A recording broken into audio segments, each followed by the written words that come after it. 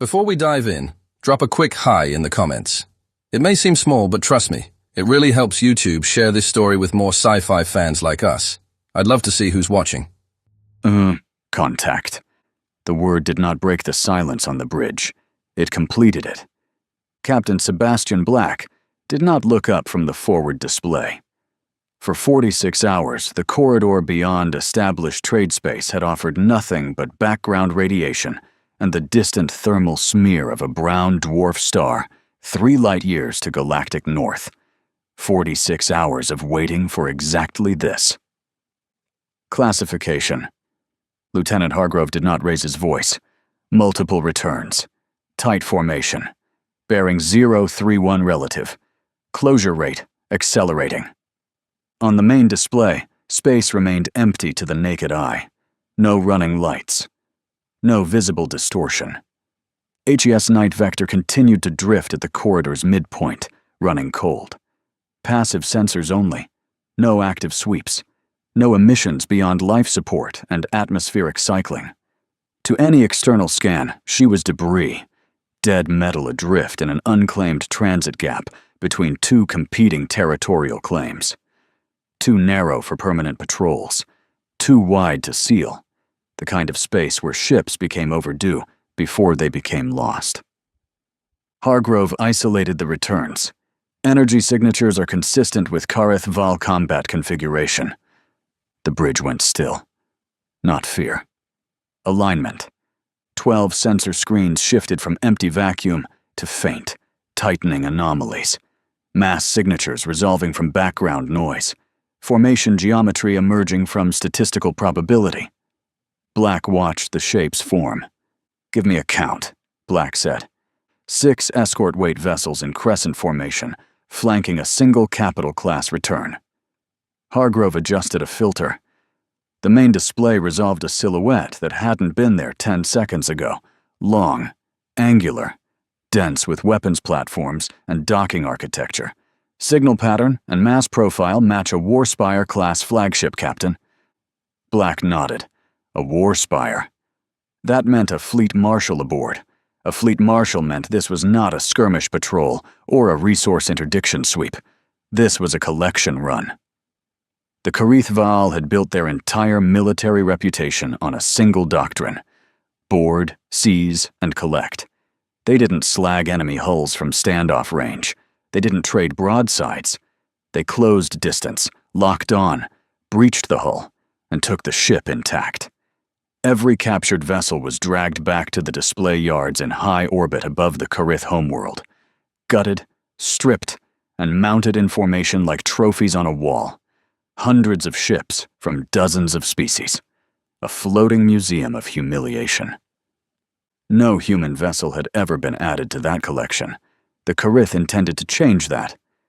"Helm, maintain drift profile," Black said. "No active systems. Let them read us as dead weight." "Sir, they've already adjusted heading," Hargrove said. "Direct intercept course. Closure in approximately 7 minutes at current deceleration." 7 minutes. Black looked at the main display. The 6 escorts had spread into a wide crescent that was collapsing inward as they approached, forming a perimeter net. Standard Kareth doctrine. The escorts would establish a cordon to prevent escape, while the Warspire moved into dock. The flagship was already decelerating into approach posture, its docking spines visible now on thermal imaging, long articulated arms extending from the ventral hull, each one tipped with magnetic clamps and pressure seal housings. Textbook. The Kareth had written one book and had never needed to write another. "All hands," Black said, and his voice carried across every internal channel on the ship without a single change in pitch or cadence. Condition 2. Stand to stations. Damage control teams to pre-assigned positions. Weapon systems. Hold safeties until ordered otherwise. This is not a drill. Night Vector woke up in pieces. Station by station, hatch by hatch, the crew moved into position with a kind of mechanical calm that came from repetition. 6 months of drills before deployment. 6 months of the same scenario, over and over, until every crew member could find their station blindfolded and seal their section in under 40 seconds. Black had insisted on it. Fleet Command had questioned the training hours. Black had not adjusted the schedule. The Kareth fleet closed the distance in formation. At 4 minutes to contact, the first plasma lance fired. It hit the port engine housing with precision, not a broad-spectrum blast designed to gut the reactor. A focused, narrowband strike targeted at the thrust assembly and its supporting power relays. The ship lurched sideways. Across the port lateral power bus, relays failed in sequence. A cascading chain of overloads that rippled from the engine housing forward through 6 junction nodes, each one failing with a dull electrical thump that traveled through the deck plates like vertebrae cracking down a spine. Port engine offline, Chief Engineer Morrow reported from the engineering deck. His voice was steady. Cascade failure across the port lateral bus. Containment is holding. No reactor compromise. The second plasma lance arrived 4 seconds later. Starboard engine, same target selection, same surgical restraint. The ship shuddered again as the starboard thrust assembly went dark, and its power relays followed in the same cascading sequence. Starboard engine offline. Both main drives are dead. We are drift-locked. The third volley was different. 4 plasma lances fired simultaneously from the war spire, converging on Night Vector's shield generator array. The shields held. For 11 seconds, the generator screamed power into a collapsing field envelope, trying to redistribute energy across a surface area that was being compressed from 4 directions at once. The bridge lights flickered as the generator pulled emergency power from every available circuit. Then the harmonic frequency of the shield envelope exceeded its tolerance threshold, and the field collapsed inward. Every display on the bridge flickered once, and the ambient hum of the shield generator went silent. "Shields are down," Hargrove said. Night Vector drifted. No thrust, no shields, no way to run, and nothing to hide behind. A dead ship in open space, bleeding heat from damaged engine housings, surrounded by 6 escorts, and 1 flagship that was now less than 2 kilometers away and closing.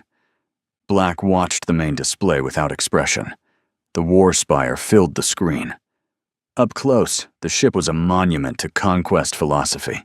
Its hull was layered with ablative armor plates, arranged in overlapping formations that resembled scales.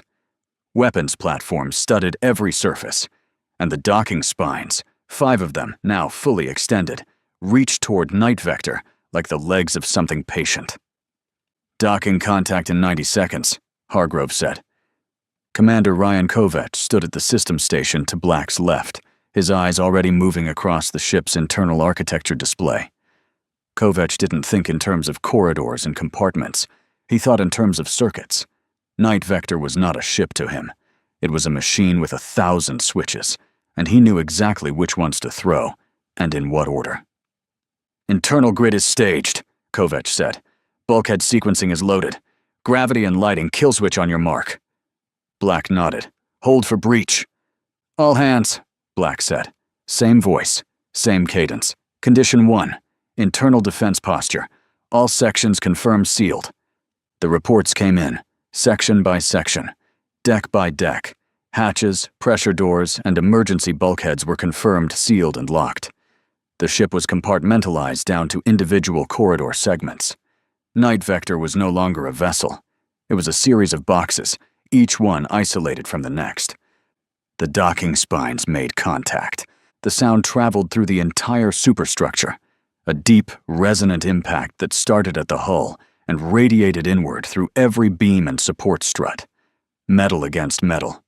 Magnetic clamps engaging with a bass thrum that vibrated in the chest. Pressure seals inflating with a hiss that became a roar as 3 separate docking corridors pressurized simultaneously. Each corridor was wide enough for 6 soldiers to move abreast, reinforced with articulated framing designed to flex with the relative motion of 2 joined vessels. Night Vector and Warspire. Korath were now a single-joined structure. The Kareth came through, shock legions. The Kareth Vaal's primary boarding force. Each soldier stood nearly 7 feet in layered composite armor that hummed with a low-frequency harmonic. Personal shield generators embedded in the plate structure, overlapping to create a continuous energy barrier when soldiers stood in formation. Plasma repeaters were mounted on articulated forearm brackets, allowing each soldier to fire while maintaining shield wall integrity. They moved in tight echelon formations, each line stacked behind the one in front, shields overlapping like scales. Disciplined, practiced, ritualized. They had done this to warships, freighters, and diplomatic transports across 40 systems.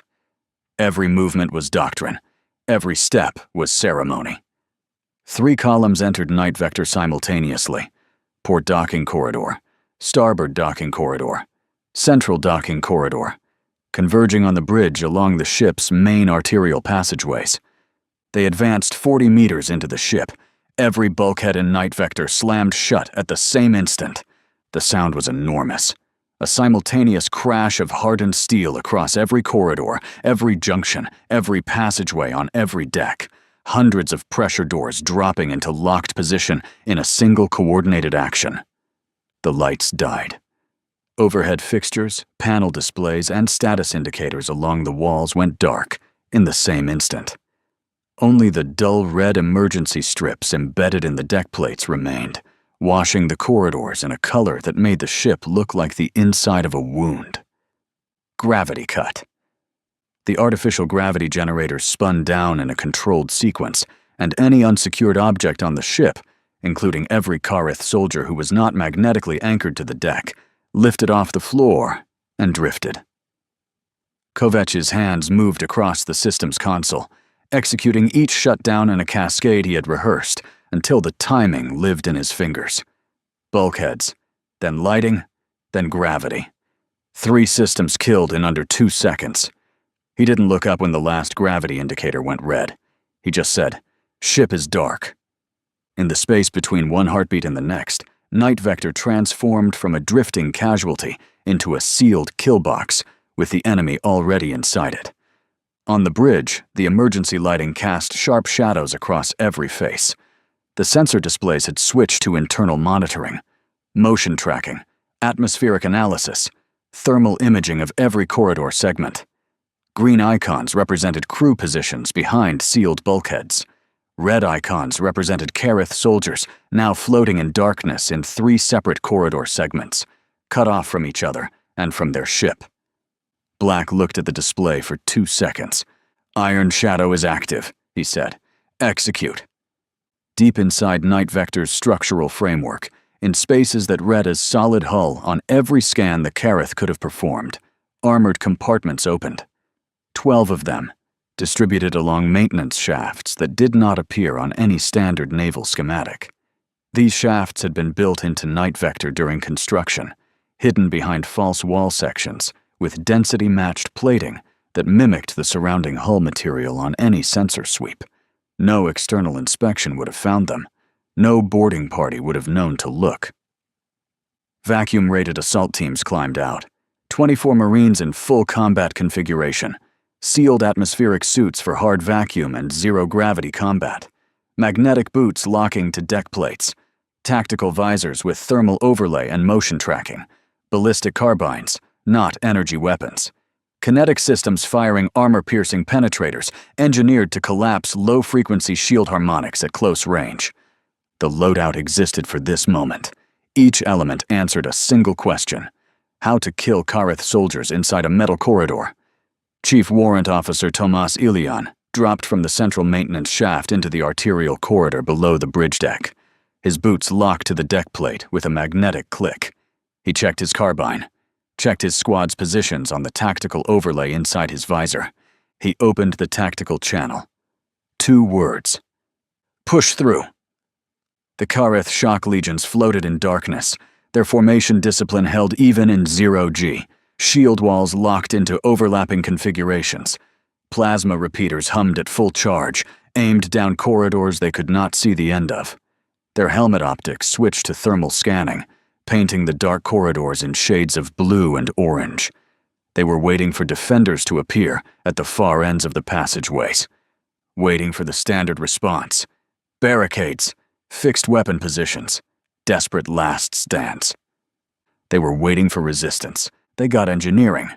Directional fragmentation charges detonated along the interior walls of the 3 docking corridors. not aimed outward toward the Kareth formations, aimed inward, toward the docking spine connection points. The charges had been embedded during Night Vector's construction, built into the wall plating with shaped charge geometry that directed the blast in a precise angular pattern. The detonations peeled hull plating backward along the docking spines, converting sealed boarding tubes into open passageways. The pressure differential equalized in a violent rush of atmosphere that scattered debris and Kareth bodies alike. The docking spine was no longer a leash connecting predator to prey. It was a bridge. First Squad went through the central docking spine at speed. Magnetic boots disengaged. They moved in 0G, pulling themselves along handholds welded into the maintenance shaft ceilings during Night Vector's refit.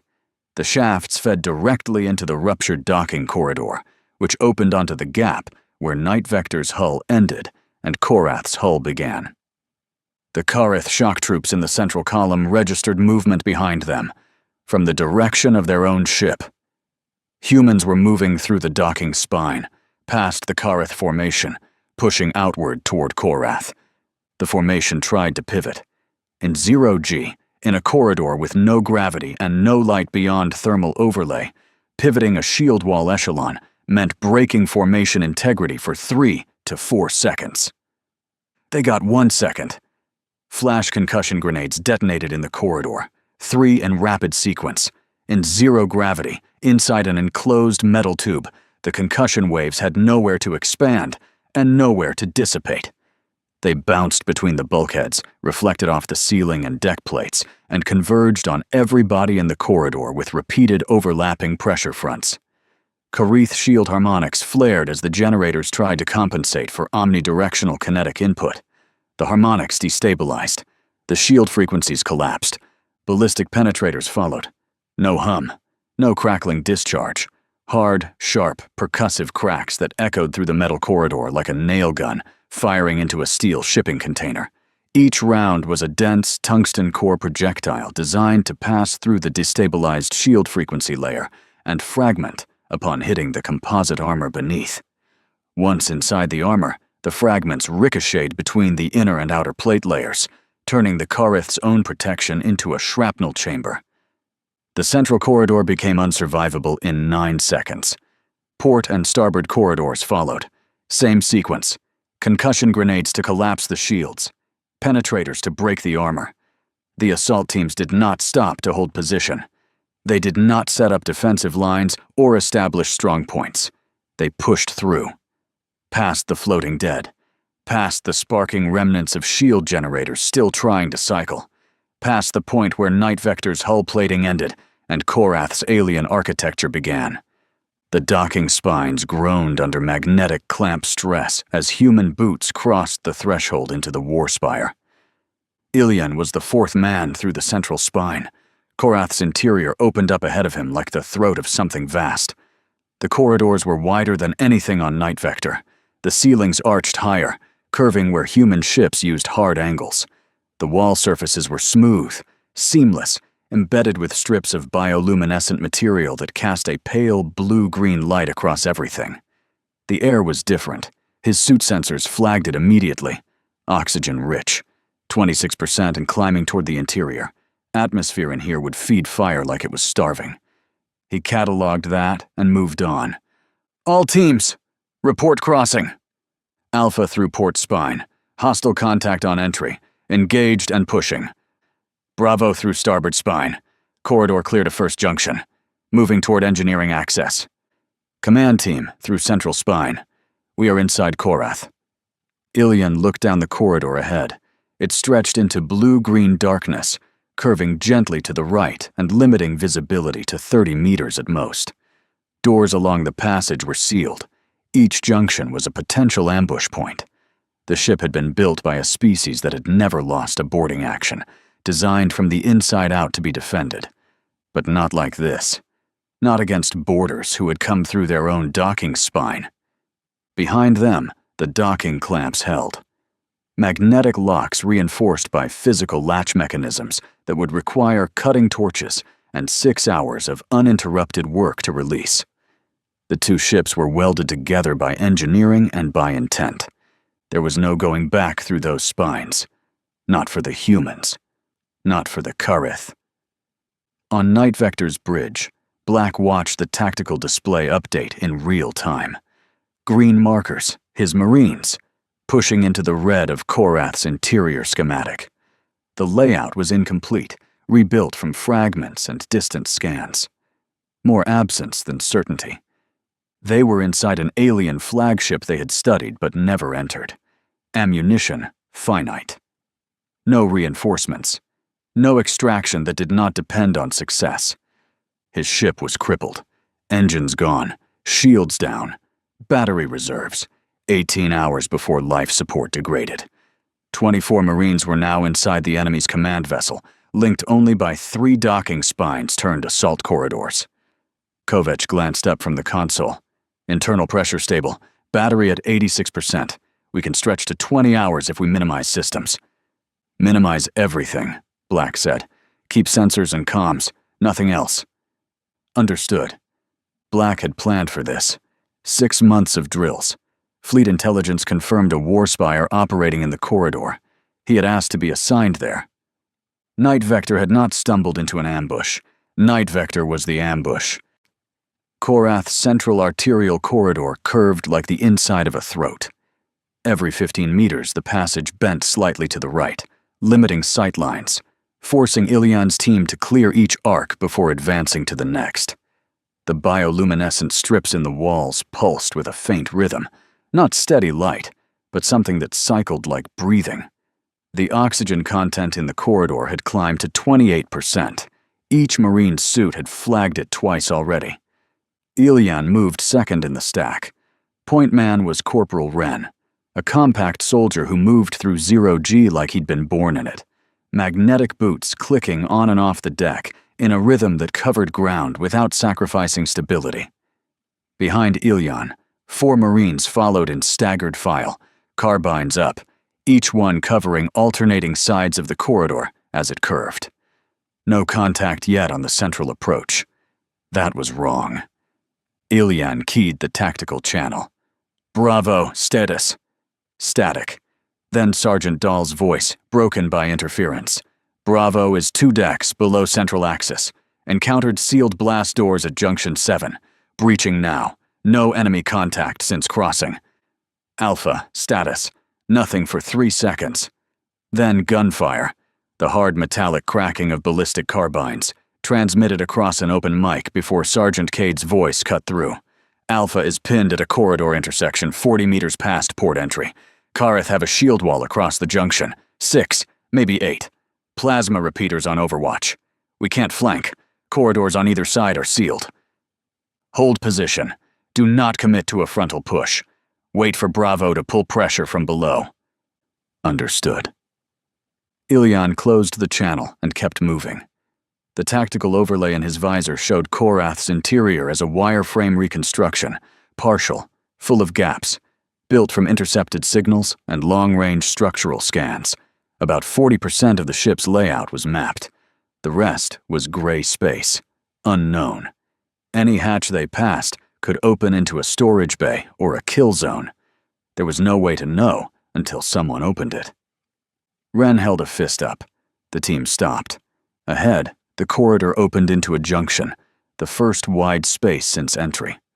4 passages converged into a circular hub roughly 20 meters across.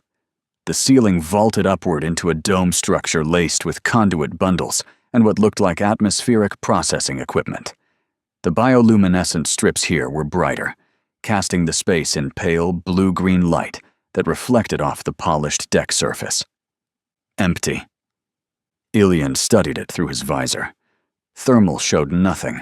Motion tracking showed nothing. But the junction was too clean, too open. The Karith had built this ship to be defended. A wide-open junction with 4 unobstructed approaches was either a thoroughfare or a trap. Wren, probe right corridor. 5 meters only. Fall back on contact. Wren moved, boots clicking, carbine up. He reached the mouth of the right-hand corridor and stopped, leaned his helmet past the edge for a half-second thermal scan. Clear for 15 meters. Curves left. Can't see past the bend. Hold! Ilion pulled up the partial schematic on his visor. The right-hand corridor, if the reconstruction was accurate, led toward the ship's upper command levels. The left dropped toward crew quarters and secondary systems. Straight ahead continued along the central axis toward the command nexus, the nerve center of the war spire where fleet coordination, navigation, and communication systems were housed. 3 directions. 6 Marines on the command team. He made the call. Ren, take Osei and Kolar. Right corridor. Recon only. Map what you find and report back in 4 minutes. Do not engage unless engaged.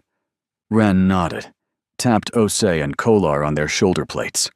The 3 of them moved into the right-hand passage and disappeared around the curve. Ilion took the remaining 2 Marines, Brask and Linden, and pushed straight ahead, toward the command nexus. The corridor narrowed, the ceiling dropped.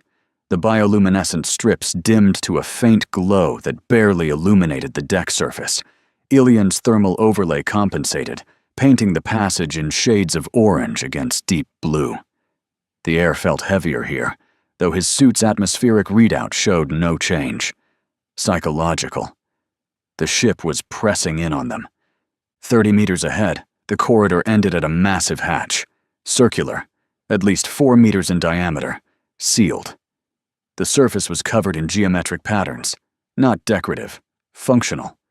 Conduit pathways and locking mechanisms integrated into the door's face like a schematic made physical.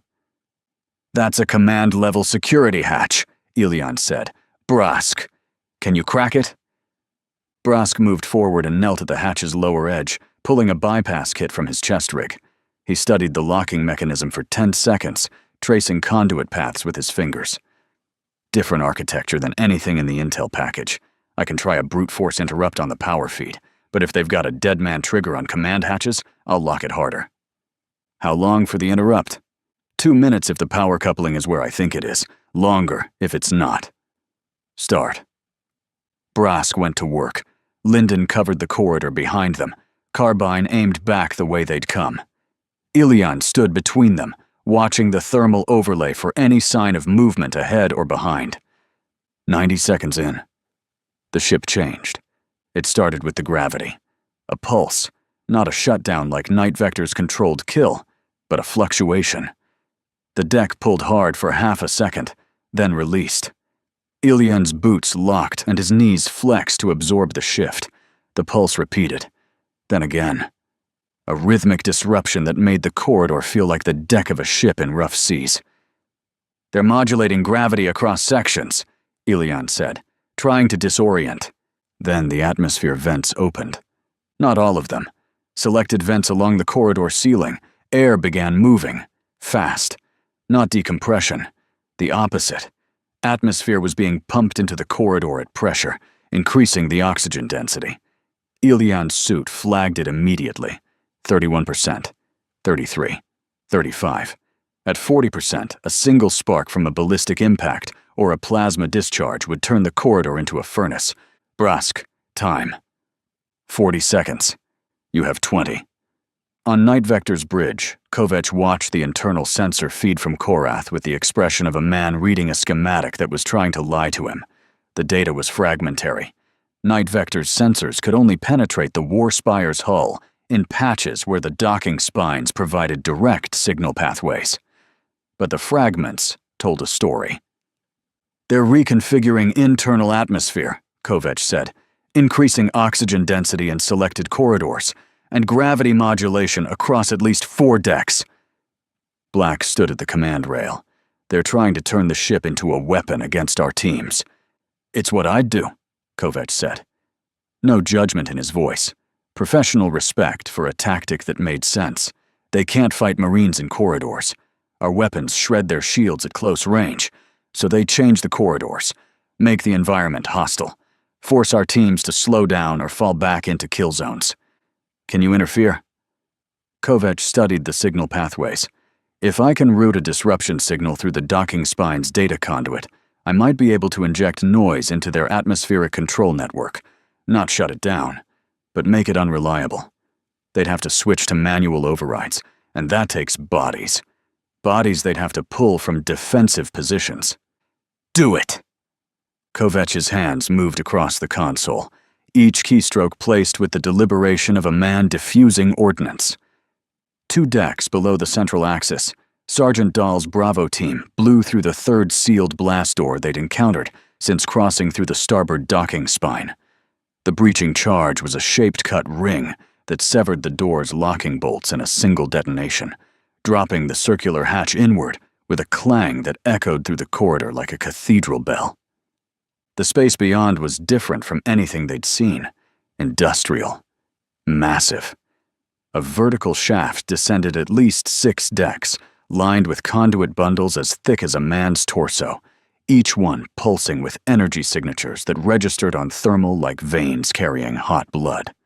Platforms jutted from the shaft walls at irregular intervals, connected by ramps that spiraled downward. At the bottom, partially visible through the web of conduits, a structure hummed with a low-frequency vibration that Dahl could feel in his teeth. "Engineering," Dahl said, "or close enough." His team was 5 Marines. One had taken a plasma graze crossing through the starboard spine, armor compromised along the left shoulder plate, underlying suit seal holding but flagged yellow on the team's medical overlay. The wounded Marine, Private Esser, moved without complaint, carbine in her right hand, left arm held close to minimize strain on the damaged plate. "Down," Dahl said.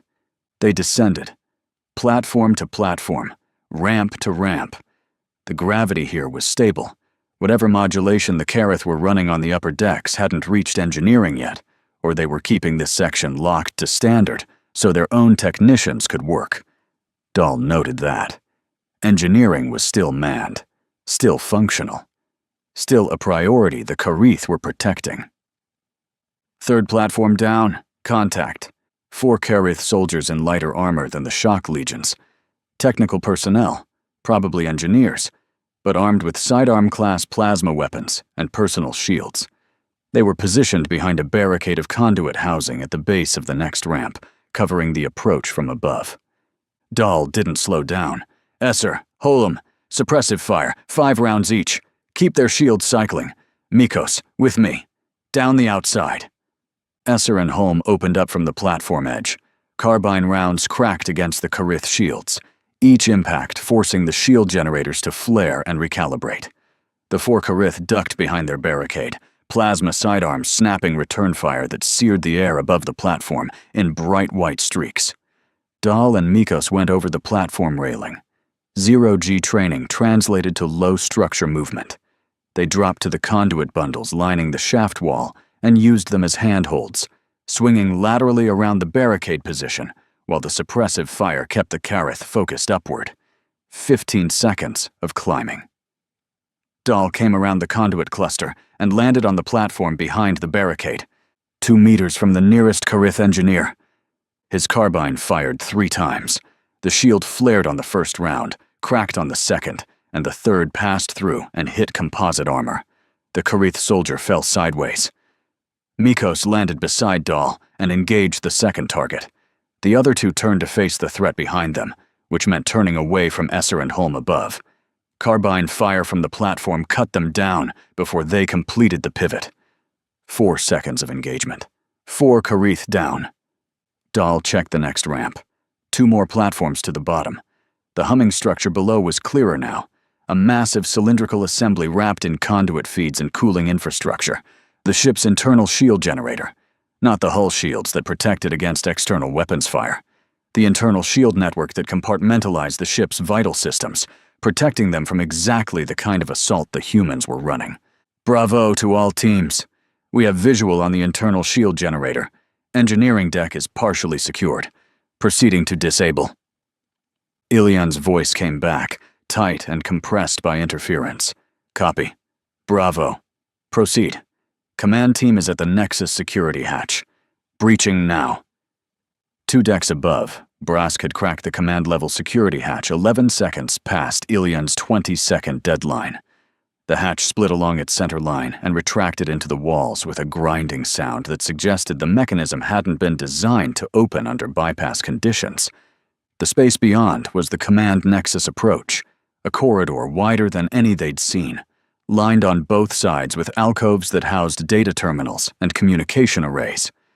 Status displays covered the walls, most of them showing information in Kareth script that scrolled too fast to read, even if any of the Marines could have understood it. The corridor terminated in a second hatch, slightly smaller, that had to be the bridge access. Between the Marines and that hatch, the Kareth had prepared a full shield wall, 8 Shock Legion soldiers in heavy armor, shields locked in an overlapping barrier that spanned the corridor from wall to wall. Behind them, 4 more soldiers with plasma repeaters mounted on portable bracing frames, fixed-position weapons designed for sustained fire down a straight corridor. Behind those, another 4, with what Ilian's threat library identified as concussion projectors, area denial weapons that could fill a corridor with kinetic force. 16 Kareth soldiers defending the bridge approach, dug in, prepared, waiting. Ilian had 3 Marines, including himself. He keyed the channel. Ren, status. Right corridor led to an upper observation level, no hostiles. We found an access shaft that drops to what looks like a secondary approach to the command level, narrow, single file only. Can you reach the bridge from above or behind? Maybe. The shaft feeds into a maintenance crawl above the command corridor ceiling. If the Kareth didn't seal it, we can get above their position. Move, now. Do not engage until I initiate from the front. You hit them from above when you hear carbine fire. Copy. Moving. Ilian looked at the shield wall. 8 soldiers in front, heavy weapons behind. A straight corridor with no cover and no flanking route from the ground level. A frontal assault with 3 Marines against 16 entrenched defenders was not a plan. It was a funeral.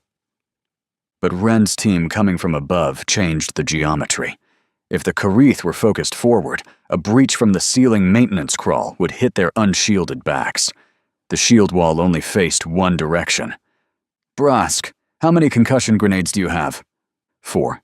Lyndon. 3. Ilian checked his own rig. 2. 9 total. In an oxygen-enriched corridor that his suit was now reading at 37%. The Kareth had pumped the atmosphere to create a fire trap. They expected the humans to know that. Expected it to make them cautious. Expected it to slow them down. Ilian did the math differently. Concussion grenades were kinetic, not thermal. No sparks. No ignition source.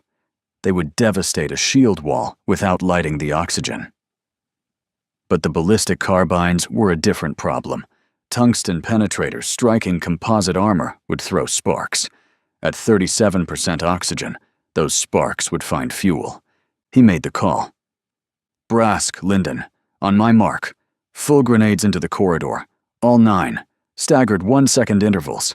We do not fire carbines until oxygen drops, or Ren's team engages from above with sealed positions. Understood?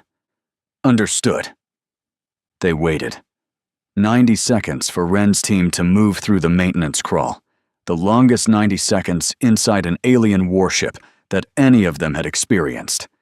The Kareth shield wall held position, patient, disciplined, waiting for the humans to make the first move. Ilian watched the clock in his visor. Mark!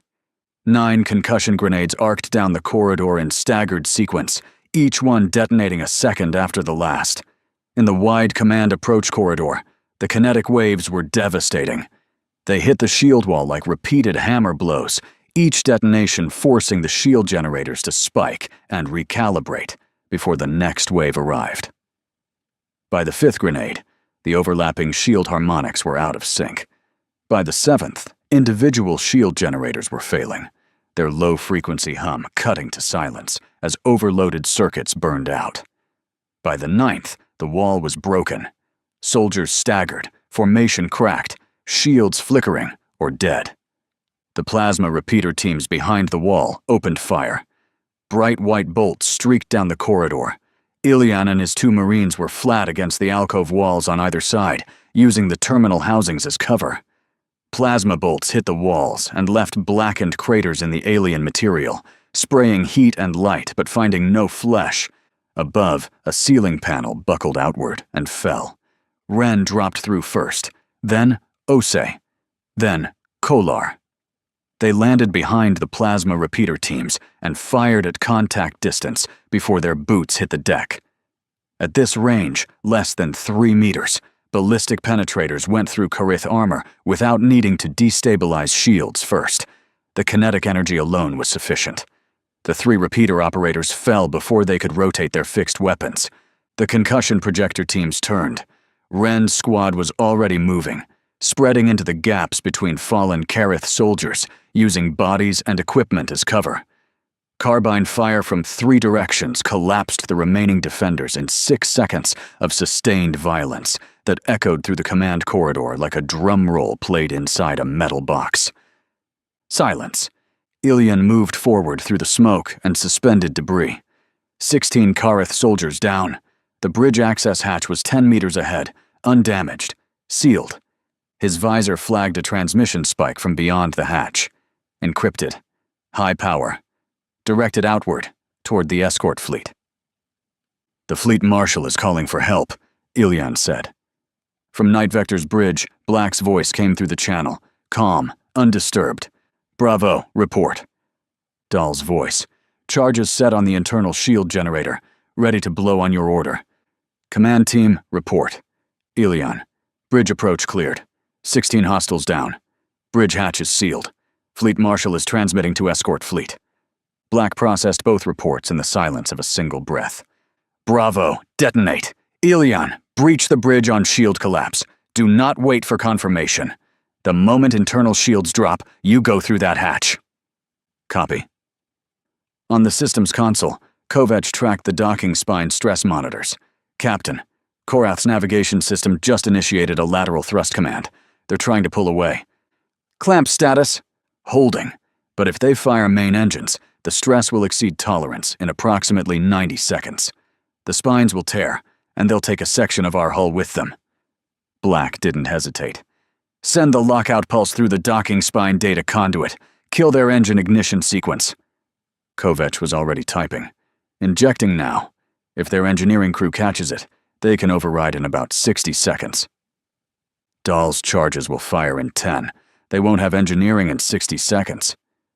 Below, in the engineering shaft, Dahl's breaching charges detonated against the internal shield generator. The explosion was contained by the shaft architecture, directed inward against the cylindrical assembly. The generator's housing cracked. The conduit feeds ruptured. Energy discharge arced across the shaft in blue-white bolts that earthed themselves into the surrounding platforms and sent every Marine diving for cover behind structural columns.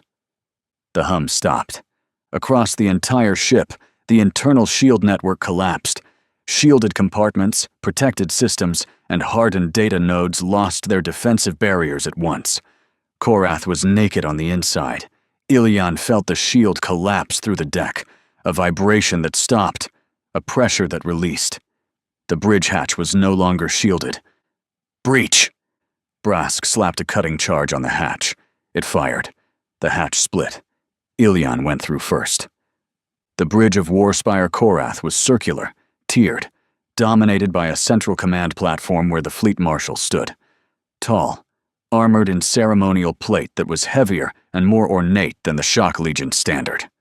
4 personal guards flanked the platform, shields active, plasma weapons raised. The fleet marshal looked at the human coming through the broken hatch, through the smoke, through the wreckage of 16 soldiers who were supposed to hold that corridor forever. Ilian raised his carbine. The bridge of Warspire. Korath was built for ceremony as much as command. A circular chamber 3 decks high, tiered in concentric rings that descended toward a central platform where the fleet marshal stood like a figure at the bottom of an amphitheater. The surface was polished to a reflective finish that caught the bioluminescent light and multiplied it. Display arrays curved along the upper tiers in unbroken bands, scrolling data in Karith script. Communication stations, navigation consoles, and fleet coordination terminals occupied the middle tier, each one manned by Karith officers in lighter armor who had frozen at their posts when the hatch blew inward. The fleet marshal stood on the central platform, taller than the Shock Legion soldiers by a full head.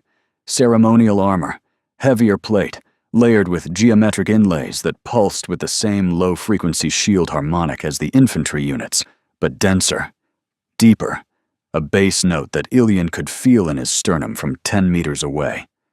A plasma lance, not a repeater, a full-scale lance scaled for personal use, rested in a brace along the marshal's right arm, connected by power feeds that ran up the shoulder plate and into a backpack-mounted generator. 4 personal guards flanked the platform, positioned at the cardinal points around the marshal like compass marks. Ilian came through the hatch with his carbine up. Behind him, Ren and Brusk, Osei, Kolar, and Linden stacking behind them. 6 Marines against 5 Kareth on the bridge, plus a dozen officers at their stations. The fleet marshal spoke. The words were untranslatable. Ilian's suit had no Kareth language package, but the tone needed no translation. A command. Sharp. Absolute. The 4 guards activated. Their shields flared to full output, expanding from personal barriers into a merged wall that enclosed the central platform in a dome of shimmering energy.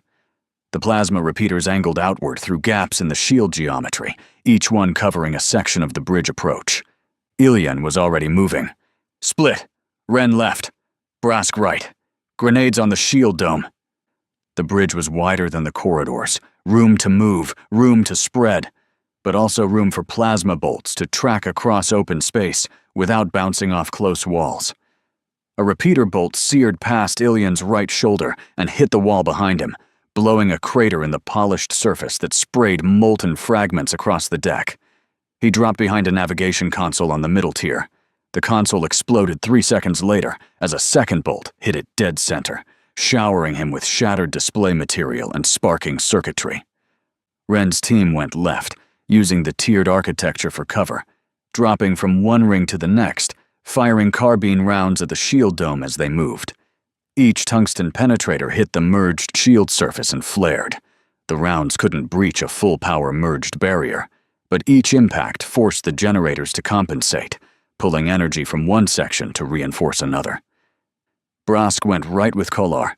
Same approach. Carbine fire from a different angle. The shield dome was now taking kinetic impacts from 3 directions simultaneously, and the 4 generators powering it were cycling at maximum output to maintain integrity across the full surface. A plasma bolt caught Kolar in the chest. The impact lifted him off his feet and threw him backward into the upper tier railing. His chest plate, vacuum-rated composite designed to stop ballistic fragmentation, was not designed for a direct plasma repeater hit at 8 meters. The plate cracked along its center line. The underlying suit layer melted. Kolar hit the railing, bounced, and went still. His vital signs on the team overlay flatlined in the time it took Ilian to blink. "Kolar is down," Brask said. No pause in his movement. He kept firing. Ilian pulled 2 concussion grenades from his rig, the last 2 he had. The oxygen content on the bridge read 34%, lower than the corridors, but still elevated. The bridge had not been part of the oxygen surge. Command sections remained on controlled atmosphere. Concussion grenades were kinetic, safe to use. He armed both and threw them in sequence, arcing them over the navigation console wreckage toward the base of the shield dome. The detonations hit the dome from below. The kinetic pressure wave traveled upward through the shield surface, hitting the overhead merge point where the 4 individual shields converged into a single barrier. That point was the structural weakness. The merge calibration required all 4 generators to pulse in synchronization. The concussion wave disrupted the timing by fractions of a second. The merge point flickered, destabilized, held, but barely. Ren. All remaining grenades. Base of the dome. Now. Ren and Osei threw everything they had. 5 grenades in rapid sequence, each one landing at different points around the dome's base. The detonations rippled through the shield surface in overlapping waves. The merge point failed. The dome split into 4 individual shields, each one contracting back to its owner's personal barrier. The unified defense was gone. Ilian rose from cover and fired. At 6 meters, the ballistic penetrators did what they were designed to do. First round destabilized the personal shield.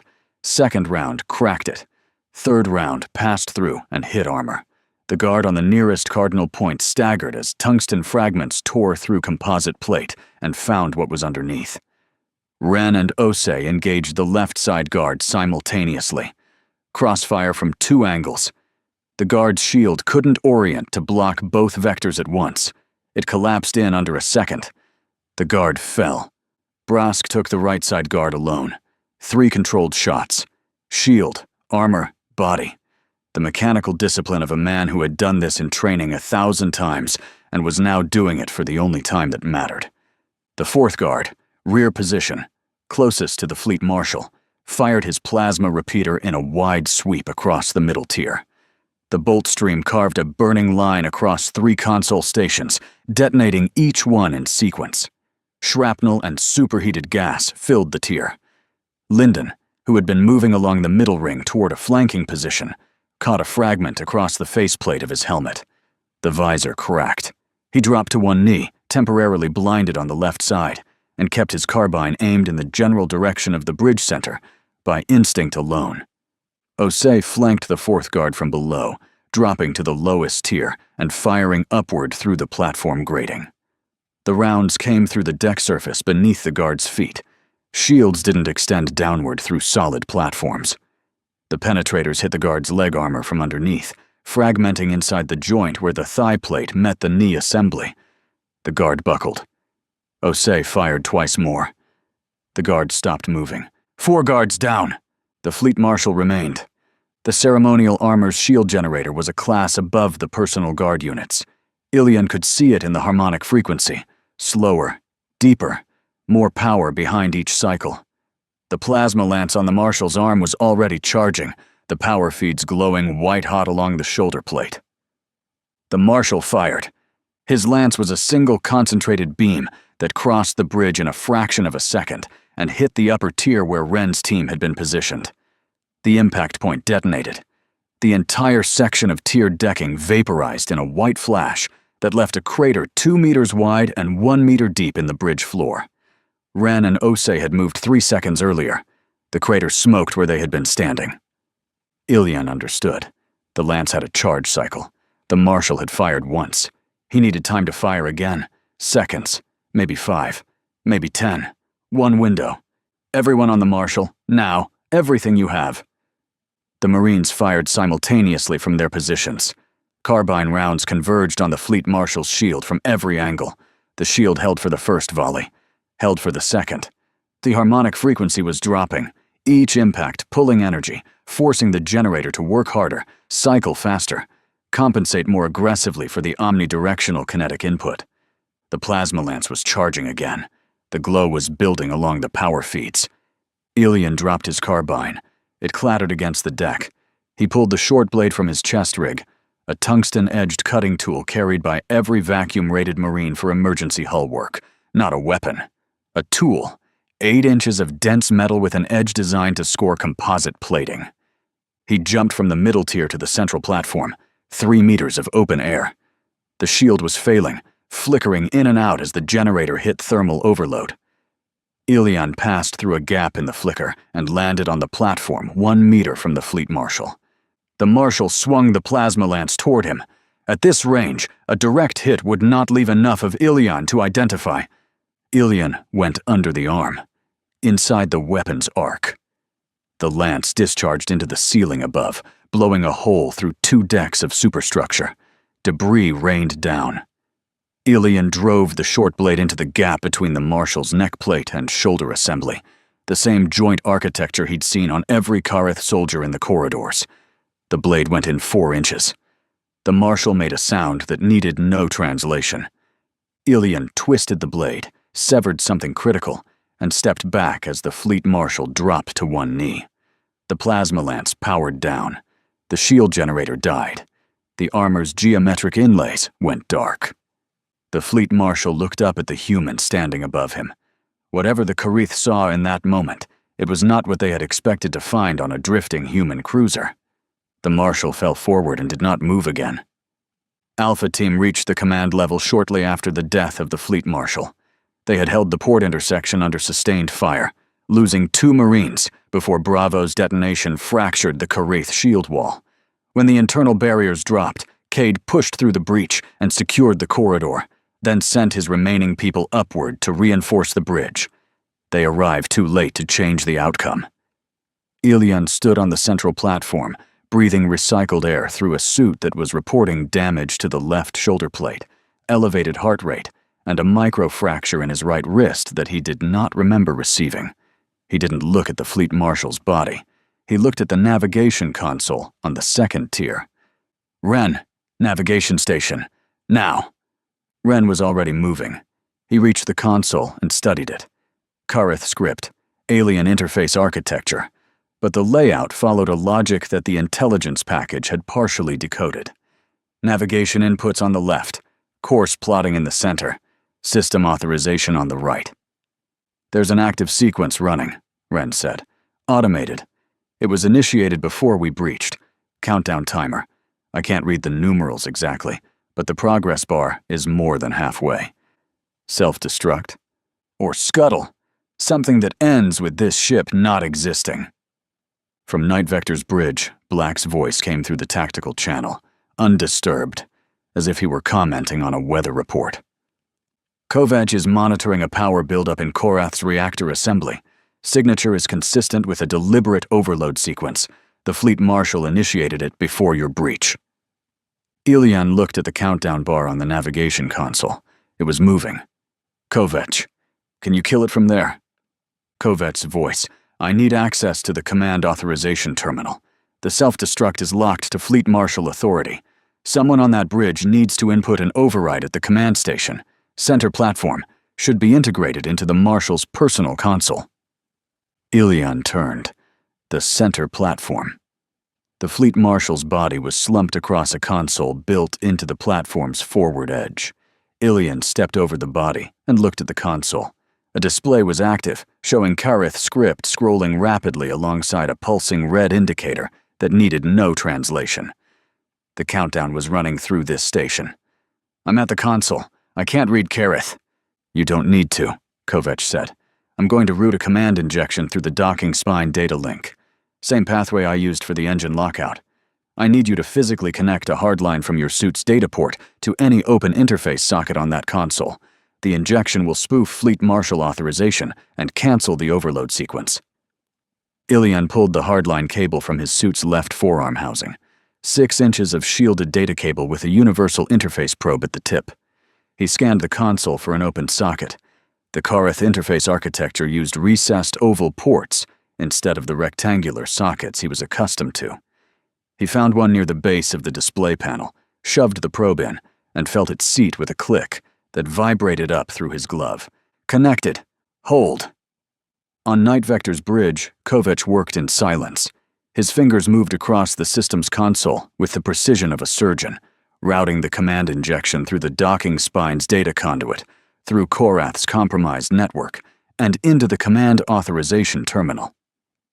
The injection carried a spoofed Fleet Marshal identification code, reconstructed from signal intercepts collected during the initial docking phase when Korath systems had handshaked with Night Vector's hull sensors. It was not a perfect copy. It was close enough. The countdown bar on the navigation console stopped. The pulsing red indicator turned static, then went dark. "Overload sequence cancelled," Kovac said. "Reactor is stepping down to baseline. The ship is not going to explode." Ilian exhaled. Then he was already moving to the next problem. "Ren, navigation. Can you input jump coordinates?" Ren had been studying the navigation console for the past 90 seconds while the self-destruct played out behind him. The interface was alien, but navigation math was universal. "I can input coordinates," Ren said, "but I can't authorize a jump. That's command level." "Kovac. Already on it." Kovac's voice carried the tone of a man who had anticipated the request before it was made. "Routing command authorization through the same pathway. When I push the signal, the navigation system will accept the next coordinate input as Fleet Marshal authorized. Ren, coordinates for Brannock Station. The nearest human-controlled deep space installation, 18 light-years, well inside established human territory." Ren input the coordinates. His fingers moved carefully across the alien interface, translating each value through the navigational cipher, double-checking each entry against the partial star chart in his visor overlay. It took 40 seconds. 40 seconds where every remaining Karith soldier on the ship could have been rallying for a counter-assault. 40 seconds where the escort fleet outside could have been maneuvering to intervene. "Coordinates locked," Ren said. "Kovech, send the authorization." "Sending." The navigation console accepted the input. The jump drive, a system buried deep in Korath's engineering section, untouched by Dahl's charges because it was 3 decks below and behind the reactor assembly, began its spin-up cycle. A low vibration built through the deck plates, rising in frequency as the drive charged. Every surface on the bridge began to hum. The jump field expanded, swallowing both hulls before the transition snapped space apart. Outside, the 6 Karith escort vessels detected the energy signature change in their flagship. The Warspire's drive was spinning up. The flagship was preparing to jump, but the jump coordinates were not broadcasting on the Karith fleet frequency. The signal signature coming from Korath had changed. The command codes embedded in the flagship's transponder, codes that identified it as a Karith Vaal warship under Fleet Marshal authority, had been replaced. Human control codes broadcast across the system. The escort fleet received the new signature. 6 warships, each one crewed by soldiers trained in a doctrine of absolute obedience to centralized command, processed the information that their flagship was no longer transmitting as a Karith vessel. Their command hierarchy had no protocol for this, no contingency, no page in the single book they had written. They held position, weapons armed, engines ready, and did nothing, because no one told them what to do. And the one who was supposed to tell them was dead on the bridge floor of his own ship. Warspire Korath jumped. The transition was violent. The ship had not been designed to jump under these conditions. Docking spine still extended. Hull breaches along 3 corridors. Internal damage across multiple decks. Reactor recently stepped down from a deliberate overload sequence. The jump drive compensated, but the compensation translated as physical stress that traveled through the superstructure in waves. Deck plates buckled in the lower sections. Conduit bundles ruptured on 2 decks. All Marines on the ship braced against whatever was closest and held on as the ship screamed through the transition. Then silence. Korath emerged from the jump 4 hours from Brannock Station, human territory. The flagship of the Karith Vaal boarding fleet now drifted under the control of the species it had intended to collect. On Night Vector, docking spine stress monitors spiked into red as the jump torqued the connection points past tolerance. The instant Korath re-entered normal space, 2 clamps failed. The third held for 4 seconds, then sheared. Metal tore. The ship separated and drifted apart in a slow tumble. Night Vector was free, crippled. No engines, no shields, batteries near their limit, but intact, hull unbreached, crew alive. The ship built to be boarded had done exactly what it was meant to do. Black stood at the command rail and watched the main display. Korath's massive silhouette drifted 3 kilometers away, venting atmosphere from a dozen breaches, its bioluminescent lighting flickering along the hull in patterns that looked like a dying pulse. "Comms," Black said. "Signal Brannock Station. Identify us. Request tow and medical support." A pause. "And inform them we have a Karith Warspire that requires a prize crew." "Yes, sir." The bridge was quiet. No cheering. No celebration. 24 Marines had crossed into Korath. 21 were still alive. Some of them would need surgical intervention within hours. All of them would need to sleep for a very long time. Kovech leaned back from the systems console. He looked at the data conduit status, the link through the docking spine that he had used to inject commands into an alien warship's nervous system. The link was dead now, severed when the spines sheared. He closed the diagnostic window and pulled up the battery reserve projection. 14 hours of life support remaining, he said. Brannock Station is 4 hours out at tow speed. Margin is comfortable. Black nodded once. On Korath's bridge, Ilian stood on the central platform among the dead. He keyed the tactical channel one last time. Flagship secured. Black's response was immediate. 2 words. Well done. The channel closed. 18 light-years away, in the contested corridor where the engagement had begun, 6 Karith escort vessels remained in formation around empty space. The escorts waited for orders. No orders came. One by one, the escorts broke formation and turned toward home. Across Karith space, a new truth spread through fleet networks. Not an official directive, not a formal update. Something quieter. Something that settled into targeting doctrine and crew quarters and officer briefings like a weight that would never lift. Human ships are never helpless. Human ships are never prey. And once docked, distance no longer protects you. Hey there, space human. I'm really curious about your thoughts on this video. Drop a quick comment and let me know what's on your mind. Or just say hi if you prefer. Either way, I'd love to hear from you. Also, remember to check the pinned comment. Trust me, it's worth a look. Oh, and one last thing. I've chosen another video for you to watch. Just click the card here. Or here if you